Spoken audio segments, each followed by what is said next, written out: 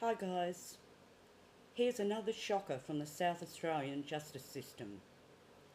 50-year-old convicted paedophile and child abductor Paul William Thomas is set to be released and his location kept secret, despite hearing from two psychiatrists who believed Thomas was in the high-risk category for further offending.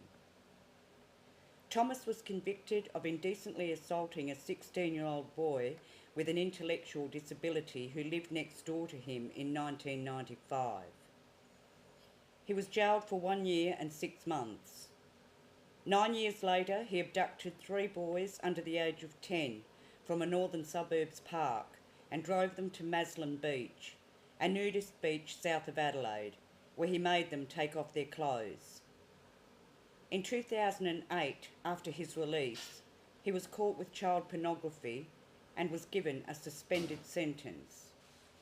He went back to prison in 2016 when he was caught with child exploitation material. Thomas was eligible for release on parole on April 6 last year, but the state government took action to keep him detained because he had not yet completed a rehabilitation program. Last week, the full court overturned a decision by Justice Tim Stanley that Thomas should be granted continuing detention, with the court finding the risk is acceptable. A serial paedophile has been granted release from prison despite posing a high risk of reoffending. The predator has a shocking history of abuse, but a secrecy order means the public won't be told where he's living. A convicted paedophile and child abductor soon to be amongst us, but a court order prevents us from revealing exactly where predator Paul Thomas will live. The public has a right to be worried. To alleviate some of that fear, it would be helpful if they knew approximately where this offender was going to be released into the community. The 50-year-old has a criminal history spanning 2 decades, including kidnapping 3 young boys in 2004.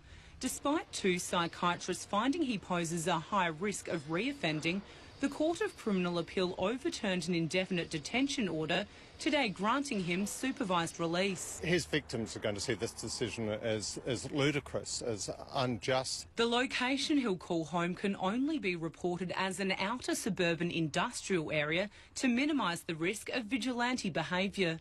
That's angered other sex abuse survivors, including Greg Trembath, who recently watched his own childhood abuser jailed. People should be aware that somebody that has this history is going to be in their community and could put their children at risk. Thomas is now subject to a strict 5-year supervision order which requires him to wear electronic monitoring and prohibits him from being in contact with anyone under 18, even if they're in the company of an adult. He can only leave his house for work or an emergency, and his internet access will be limited after he allegedly admitted he's still interested in child abuse material. That if someone's gone through this process and is still saying that they've got an interest, then the general public have more of a right to know. Kate Summers for 10 News First.